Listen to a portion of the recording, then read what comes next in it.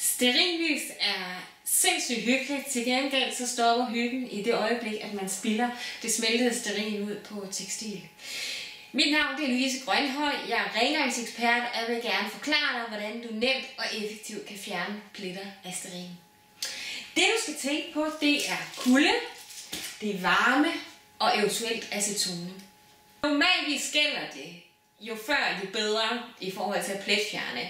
Men hvad angår stearin, der er det meget vigtigt at have tålmodighed. Det bedste det er nemlig at lade pletten af stearin ligge et stykke tid, så den størkner, så den bliver helt fast i konsistensen. Og du kan da hjælpe det lidt på vej ved at køle med noget is eller noget andet koldt, så størkner den endnu mere. Og det første du så skal gøre, det er, at du skal selvfølgelig hakke lidt på pletten af stearin, for ligesom at få den til at krakelere og få alt det løse væk. Og så kan du se, at der selvfølgelig sidder noget tilbage. Og det er så her, hvor vi går i gang med varmen. Der tager du simpelthen et stykke køkkenrulle, lægger på pletten og varmer forsigtigt oven på pletten.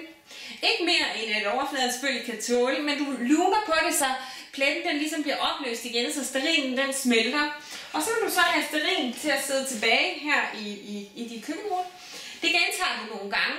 Og det er simpelthen måden at fjerne pletter af genstridig stearin på. Hvis så du har med et farvet stearinlys at gøre, så kan du opleve, at der kan være små skjolder. Og der kan jeg så anbefale, at du tager noget acetone og en klud, og ligesom dupper på pletten for at få det sidste væk.